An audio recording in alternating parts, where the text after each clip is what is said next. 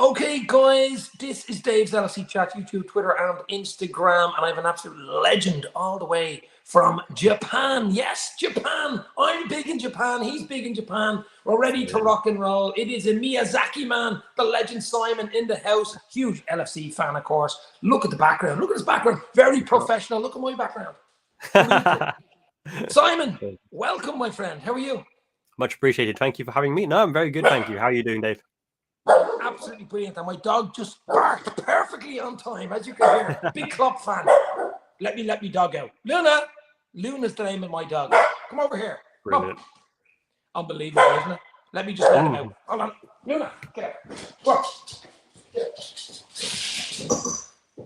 Nice timing that was, wasn't it? Spot on, yes. The dog just went mad. Look, we're going to talk about Liverpool. We're going to talk about the Reds. You're a huge LFC fan like me. You're in Japan, I'm in Dublin. Let's chat about it. So where does your love for all things Liverpool come from? Sure, indeed. Yeah, so I was actually born in Cambridge, UK, born and raised. I got a big Vietnamese community from my dad's side, and a lot of them, uncles and my older cousins, supported the Reds for a long, long time. So my kind of first memories there was Christmas time. We go over the family house. Everyone's got their Vietnamese cuisine, spring rolls, for whatever. But, you know, Liverpool's on TV, the Liverpool shirts, the Liverpool scarves. I actually got gifted a Liverpool scarf and shirt when I was very, very young. I must have been like 2, 3 years old. So kind of fell in love from there. No, but look, I'm following Liverpool since about the mid-'80s. I'm giving my age away now, but absolutely loved them. Ireland, Liverpool's a big history going back years, Dublin and Liverpool and stuff like that. But it's just unbelievable. It's a hobby for me. It's huge. If I wasn't doing it on YouTube here, I'd be probably sitting in some Irish pub having a few beers, chatting about it anyway. So this is slightly easier to do. But you know what's really good? Talking to guys like you, all over the world, huge Liverpool fans. That's what I think it's all about, the Liverpool LFC family, whatever you want to call it. It's a worldwide thing now. They're everywhere. They're all over. I'm going to ask you, how big are they in Japan or how big are they in Asia? I know they are huge in Asia and stuff like that. They're only recently in Singapore and stuff like that. But, I mean, current crop of players, I mean, Jurgen Klopp came in October 2015. He was a breath of fresh air. I mean, we won a first league in 31 years. That was a long, long way. You know, that type of thing. It's been it's been unbelievable. So, what do you think of Jurgen Norbert Klopp? Yeah, so obviously bringing that aura back into Liverpool, that kind of mentality, obviously a well-renowned coach from Dortmund. You respected his style of play, his authority. He has that charisma about him. You know, when he walks in a room, you pay attention, you want to listen to what he says. And obviously, you know, turning doubters into believers, and he's trying to instill that mentality. It's all words at the start of the day, you know, but when you watch his performance and watch the kind of ethos he tries to bring to Liverpool, and having gone through the Brendan Rodgers era and then, you know, Kenny Dalglish in interim, it really kind of makes sense to have someone there for the long term, because that's how Liverpool has always done it traditionally, right? Given someone the project, the chance to kind of embed their philosophy, their personality. And as soon as you got that rock and roll football in, excitement came back, right? Absolute excitement. And you see attacking, gung-ho, gen pressing. And, you know, even if the results were sporadic and up and down, a bit volatile, but it's what you want to see. It's a kind of curve into the right direction, bring the fans on board. And then the kind of players, you're very interested in the kind of players that he kind of brings into the club. And then, you know, hopefully they buy into his mentality. And that's the kind of thing that he brought in, right? The mentality monsters, the ability to have those last minute winners. And I think there's a statistic recently that Liverpool of all time have that highest, you know, 90th minute kind of goal or winning the goal by the game. And injury time winners. Yeah. Huge injury time winners. Yeah. Yeah, that's correct. And yeah, I mean, the philosophy has evolved over time, but you know, when you want a figurehead to represent your club, I think Klopp and Liverpool kind of match made in heaven. So very good all around. Yeah, no, do you know what's amazing for me as well? I think he gets the club, he gets the city of Liverpool. He actually gets the people. I think that's huge if a manager comes in. If he's German, his English wasn't fantastic when he came in first, but you know, he's an intelligent fella. He taught the language. He's unbelievable like that. I think he could have been a politician if he wanted, because he's very good oration, you know, narration, whatever you want to call it. Orator. He's very, very good. People listen to him when he speaks. When he opens his mouth, people listen to him, and it's usually sense he speaks. You know what I mean? It's usually not gobbledygook. And I think that's huge for a manager. Shankly-esque, maybe Shankly DNA. I think he's the closest we've had as a team. I don't remember much of Shankly, to be fair myself, but you know what I mean. He Absolutely, has that absolutely. DNA. He has that genetic material in him for me. And I Inspirational, mean, inspirational for sure. inspirational is absolutely the word. And I just think it's been an unbelievable ride. It's been a roller coaster, as Ronan Keating would say. But I mean, it's been unbelievable. So for me, look, this is a big week for Liverpool. I mean, the window closes Friday night, 11 p.m. Will FSG put their hand in their back pocket or their front pocket or inside pocket? I don't know. You know what we need? I still think we need a right back. I really do, Simon. I think we need a midfielder, and I even think we need a centre half. Are we going to get all three? Are we even going to get all one? I don't know. I don't know. This is very interesting to me as well. Like a lot of people have been criticizing FSG for the fact that they're tight, they're a bit skinned, they don't want to put their hands in the pocket. But just thinking from a kind of business perspective and all that, is it really their call to make? So, for example, at the start of the transfer window, I envisaged that they give Tom Werner and Billy Hogan, right, the overall budget. Klopp would be aware of the amount he has to spend, and therefore he can start to make the strategic kind of advancements to gain the players that he needs for his squad to perform the season, right? So when you're talking about like what FSG spending on a player, I don't even think John Henry's aware of who we're buying. He's probably given the sign off for the budget for this transfer window. So it's up to that transfer team, that dedicated team. George Smack has come in to obviously try to close the deals, but it's going to be Klopp and the transfer committee who are looking at the right targets, saying where they're value for money. And also, because of the money, that's kind of quoted for players like Decore and other 70 million plus, and obviously, Ignacio and other people, centre backs, Levi Colwell, for example. Sometimes you also need the right opportunity and have the money available to do it. So, for example, when Szoboszlai became available, right, and we had that closing window to pay the release clause to get him, if we didn't have the facility to have that money available then and there to say, okay, all up front, Szoboszlai, you're coming here, right?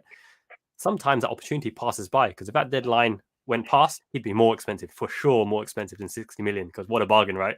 What a performance Szoboszlai had. So what if it's in January, Liverpool are aware of something for a transfer target whose clause becomes available if you wanted to trigger it? So maybe you need to hold that money back in case that premium target is there for the taking straight away, like McAllister, right? As soon as we became aware of the 35 million odd money, present it, close the deal, start to negotiate, we caught other clubs by surprise, because if they knew that that was a price, they would have, gone straight for it. But because we had the finances there from the previous lackluster kind of transfer windows, maybe that might just be some justification for not overpaying right now in case we have that target.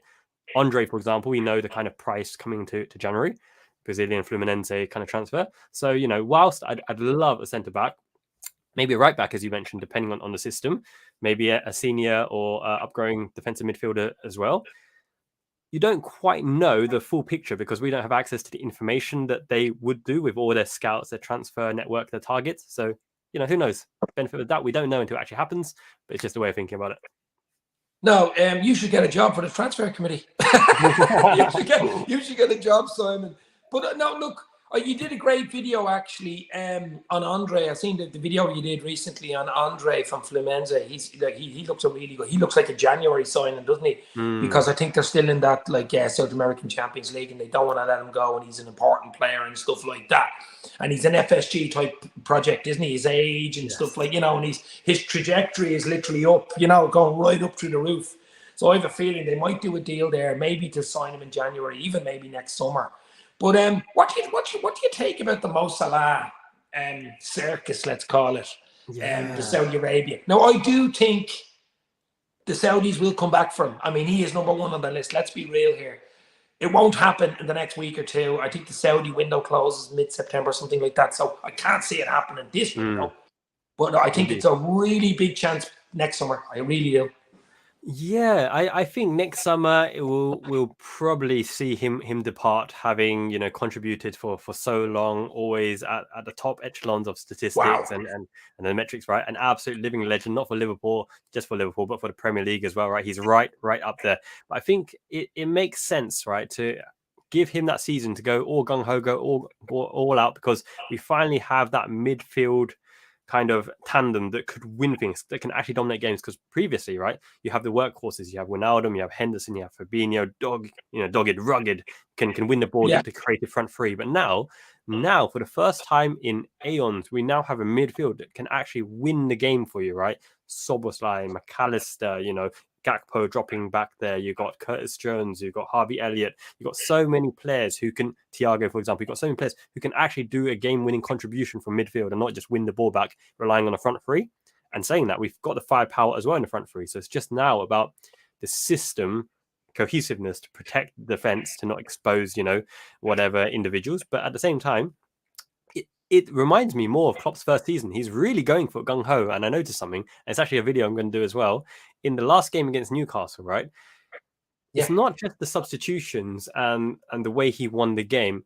It's about the phase control, right? Because let's say, for example, you're down to 10 men, red card. You bring Gomez on for solidity. He closed shop. He kind of cemented the midfield. So you have to go in and around us or through us. There's no way that you're going to have an easy target there. But he didn't rush to bring on Nunes, for example. A lot of people would be saying, okay, Nunes counter-attack, hit on the break. But that's kind of revealing your cards straight away. It was calculated. It was calculated. Yeah. It's calculated. It's calculated because as time goes on, right, as the match goes on, and he doesn't like to make a substitution before 60 minutes, the crowd will get on Newcastle's back. The more they fail to break down Liverpool, the more desperate they are to commit to bring players forward. And you're kind of luring them into that kind of sense that the game's there for the taking. You've got 11 men. You're expected to win now. You're at home. We're caged in. Our captain's off, right? And the more we can bring them out, that's when we bring Nunes on and have Salah in the kind of pivot. Because Salah, as we talked about Salah previously, he's evolved into that kind of Messi stereotype where he's not just a goal scorer. He is our primary playmaker now.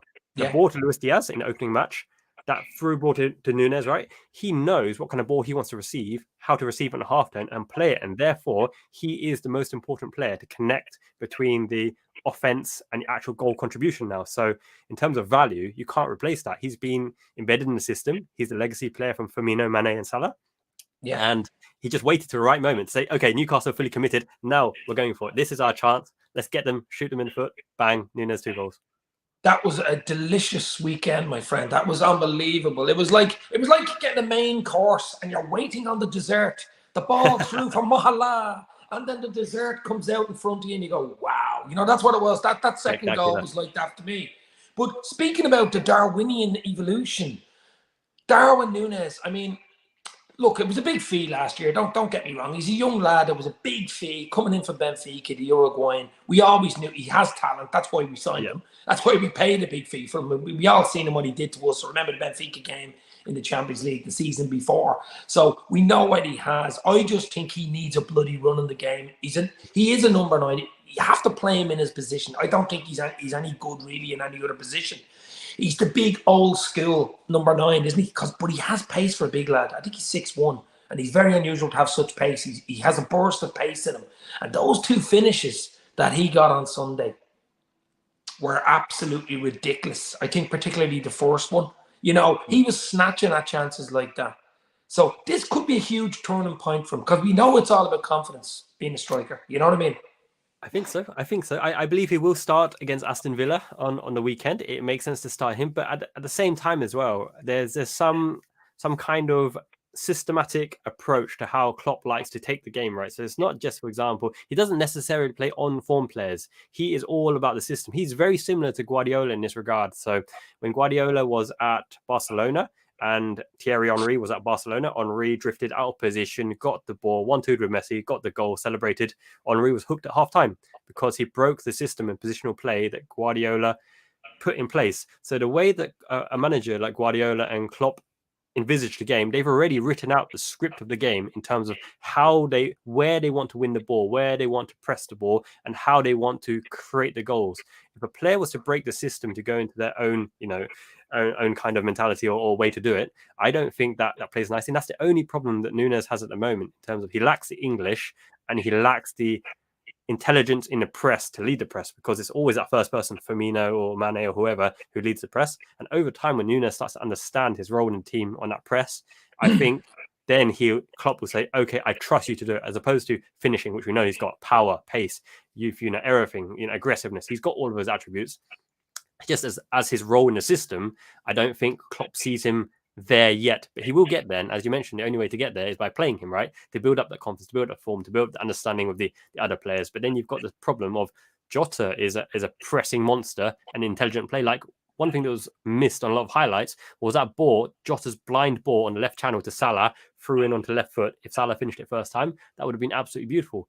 Of the front three, only Salah and Jota can play that ball that Jota played. Gakpo has come deeper, back to goal, takes more time to build up. And Nunes isn't that kind of build-up player. Nunes is more run with pace, cross it, or square it, or pull it back. Raw. He's raw, isn't he? Yeah. He is raw, Look, I think up front we're okay. Anyway, I mean, up front we're going to score goals. We're going to score against anybody. We're going to be dangerous. It's the midfield's a slight worry, and defensively, I mean, Van Dijk getting sent off the weekend, Kanate injury prone, Matip's like Bambi on ice at times in a Disney movie. Then I mean, Trent. We know his defensive frailties, but what he gives us overall with the team sort of covers that. Robertson, is he at his best? Is he not? And the one thing I do, Alisson Becker, best goalkeeper in the world at the moment, and has been, to be fair, for the last few years. I don't like Alisson being pressed into getting man of the match awards at the end of the bloody game, because that tells you your midfield and your defence is not doing their job if your goalkeeper's getting man of the match. You know what I mean? Yeah. Although that's really, really interesting with Alisson, though. So I did a lot of this training on field hockey. So I did a bit of coaching for field hockey, coming from kind of tactical side as well. So if the goalkeeper is very, very good at 1v1s, and he's very good at closing the space to deny the angle and the chance, sometimes as a defender, you don't go for the ball. You lead him into a difficult shot where the only choice he has is to shoot, which means that the angles he's shooting from, where he's like to place it, and Alisson being a 1v1 beast, gives you the turnover in that position. So sometimes, right, it's not necessarily about preventing the shot from goal. It's forcing into a low percentage shot on the goal, which Alisson can clean up, which gives us the ball to transition again. So in that regard, I don't mind Alisson being one-on-one when it's that kind of chance, where it's manufactured by the Liverpool defence, as Robertson would say, right? Bring them into Van Dijk, we win the ball, off we go. It might be a tactic that way. In the same way, Van Dijk or Matip or whoever plays, brings them into a position where it's a very low percentage shooting chance. In that regard, I don't mind. It's where they cleave through us, or they play in the half spaces, get that ball in a high scoring position chance, then a defense is just dumb fumbled. But so is that kind of regard.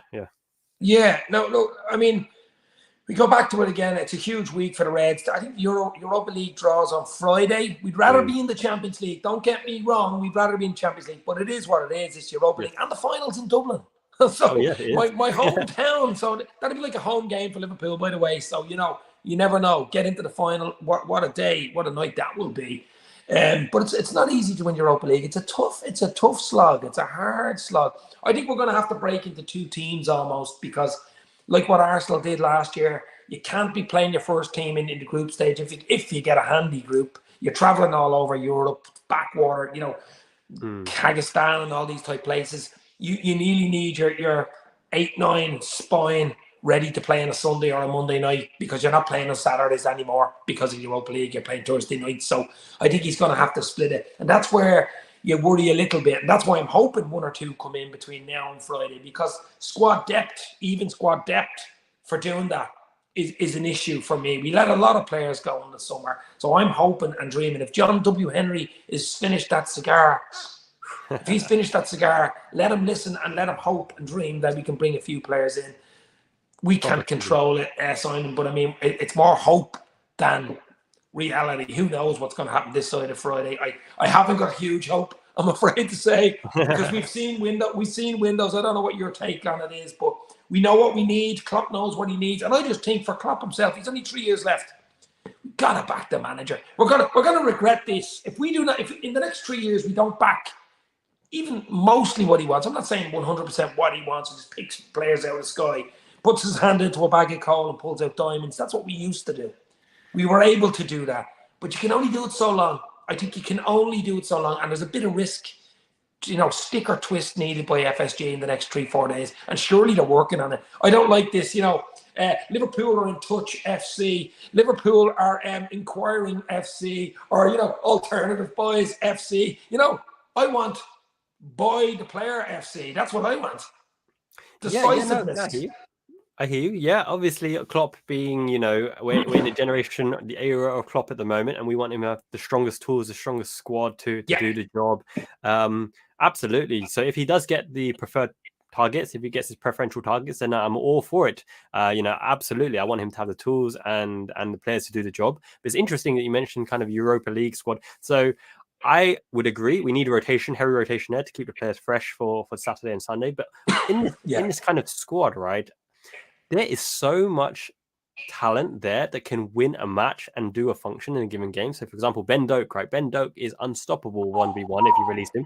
The players, will send him on his way. You've got enough firepower in the front line to keep it fresh. Got the experience in the back line. Even if you were to start Gomez and Matip, right?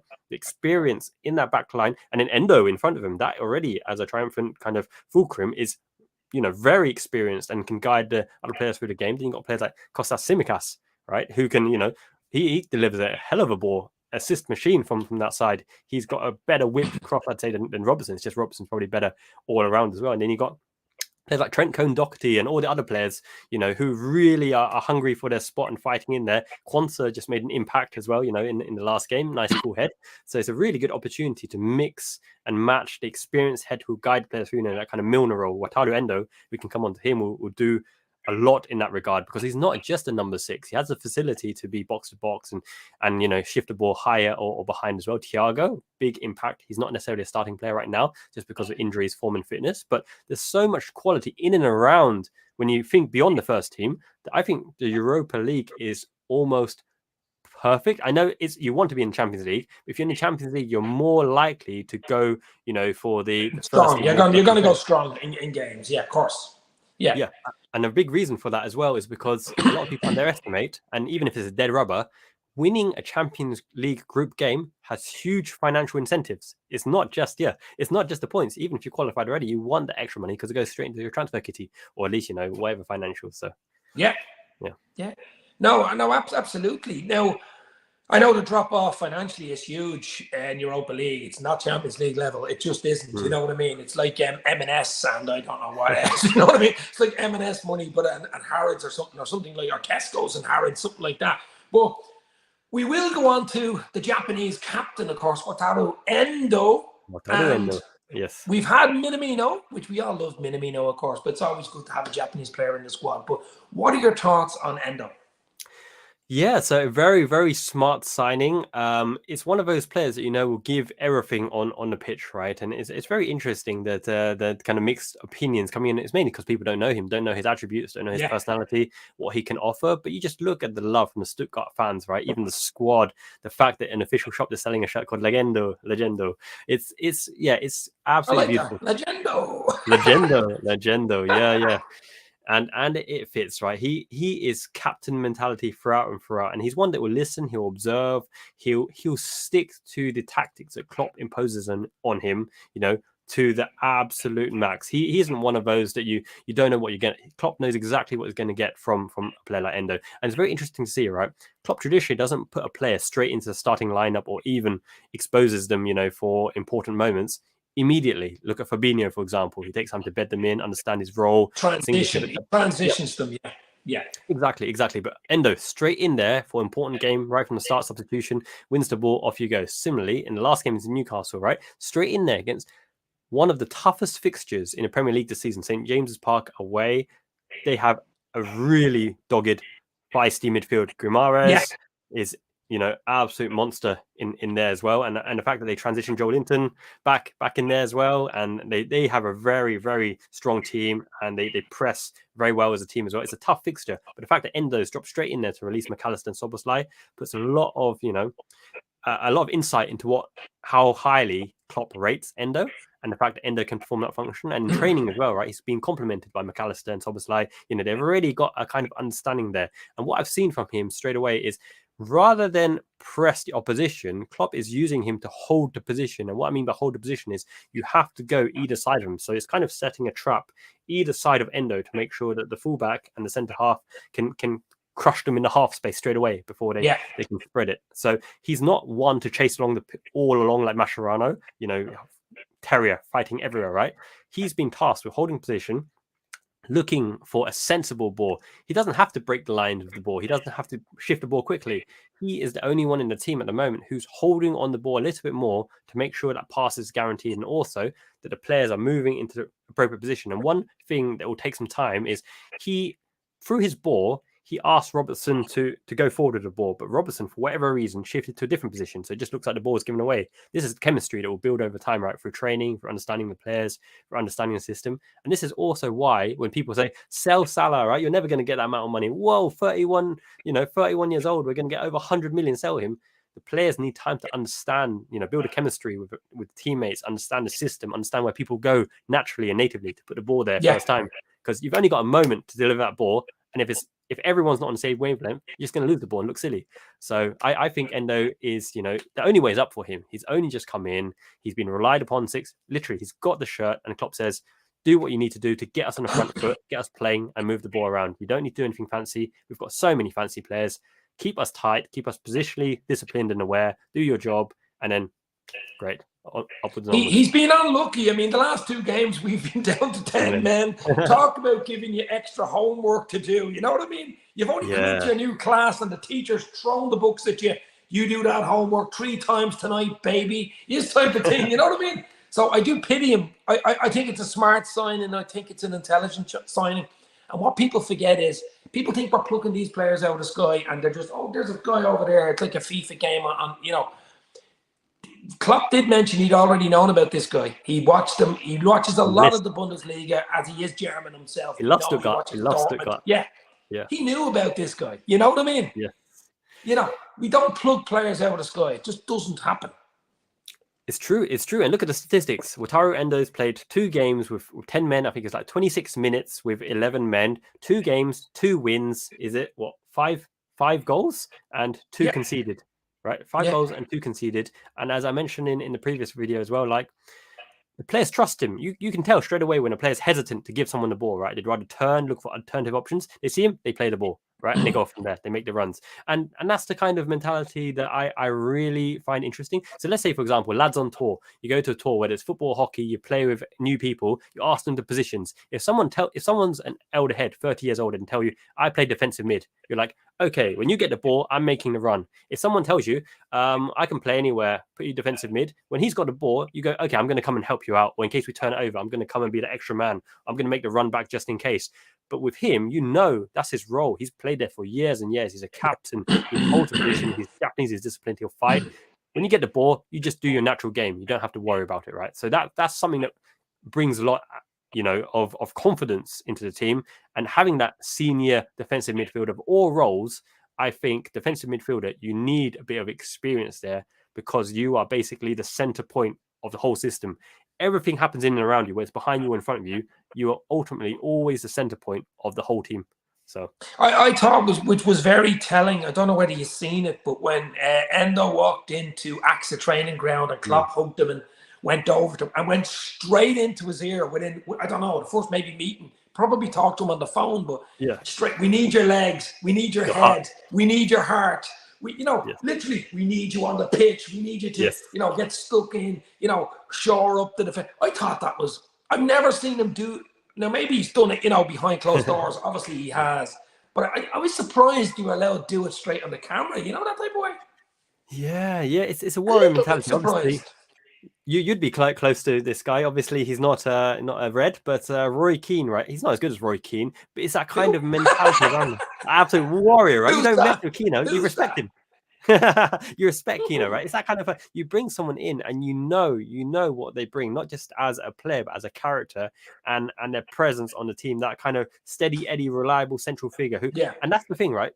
We might see it as the season progresses. If we need something in the final third and Endo pushes up, he is not bad at all. He is not bad at all in the final third.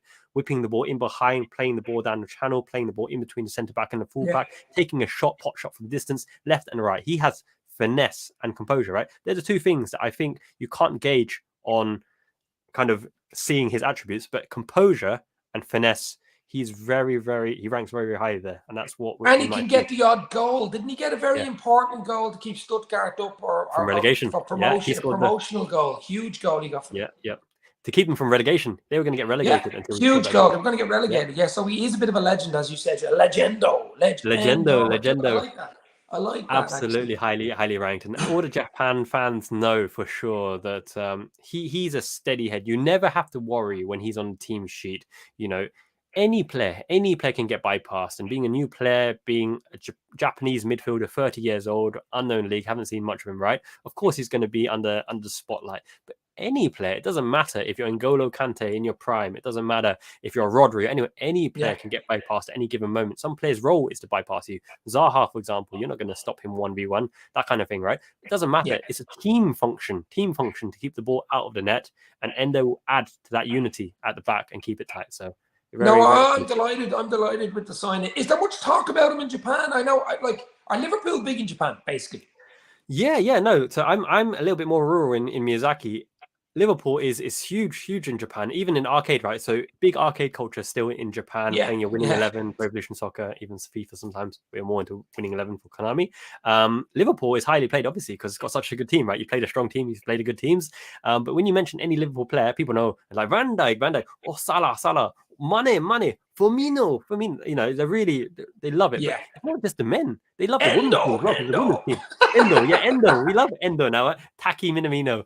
You know, it's all these players are bringing a spotlight to Japan, really, because you notice, right, before a Japanese player, but now they're like, oh, Japanese player, hardworking, that World Cup performance, they look quality. How can he score so many free kicks? Honda, Nakamura, anyone, you know, bend it in. Absolute technical quality, doggedness, tactical discipline, and fighting spirit. And even the women's side, from Liverpool women's, Fuka Nagano, she's running the show in the Liverpool women's team with Missy Bokan. So you know, Japan football is on the right. You know, was it Kaoru Mitoma at Brighton, right? My goodness. He's a proper player as well, isn't he? What a monster. I like him. Yeah. On the rise for sure. On the rise, my friend. Listen, we're going to leave it there, but just before we go, as I said, it's a huge week for Liverpool. I'm sure you have loads of, you're going to be doing videos yourself. We've got the Europa League draw Friday. The window closes Friday night. It's going to be some crazy Friday. And, of course, Aston Villa the weekend. I think we should be too good for Villa, Simon. I think I'd go something like 2-0 maybe. It's a tricky one, though. I think we drew 1-1 last season with them at Anfield. We're a bit lucky in that game. It's a different season. It's a different team. I know that. But I think it'll be a tough game. But just about winning games at this stage, just getting that confidence. Hopefully Darwin starts up front and gets a goal or two. But before we go, your own channel on YouTube, you're on Instagram, you're on Twitter. And what's happening on your channel? Do you want to give a shout out? Yeah, absolutely. So I'm going to do a video very, very shortly. I've recorded part of it already around the match against Newcastle and Klopp's kind of mastery of phase management, right? So it's not rushing into decisions. It's how tactically he managed to turn that around and go for the win. And it's very important to win because one win is equivalent of 3 draws, right? And 3 draws is 3 games gone in a short season, right? So that's one video. But another one close to my heart is we're actually building a house this year, the dream house in Miyazaki, Japan, right? And this is going to be dream come true for me. I always wanted to own my own place and design it from scratch, ground up from scratch. I've even got a gym in the front. A little bit of spoilers, but I'm going to do a video on the house progress and in build at the moment. And once that house is actually ready next year, my proper studio, whole kind of the YouTube venture and everything, rather than just for hobby, let's do it properly. Let's try and get it, make it big. Well, I'll tell you, it looks brilliant. What you have behind you, just with the anime and the manga, I don't know what's manga or whatever, behind you, it looks brilliant. You know what I mean? It really looks, you get that Japanese feel with that type of art behind you. It's brilliant. But I watch your videos on YouTube. They're top notch. Guys, if anybody's watching this video, check him out on YouTube. His link will be down in the description for YouTube because it is absolutely top notch stuff. From Japan, legend Simon in the house on YouTube, Twitter, and Instagram. As I say, hope to do another video with him again, but he's an absolute legend. Thank you very much for coming on. Let's get behind the Reds. You'll never walk alone. Cheers, Simon. Yep. Cheers, mate. Thanks, Dave. You'll never walk alone. Peace out and take care. Speak soon. Cheers. Thank you. Thank you.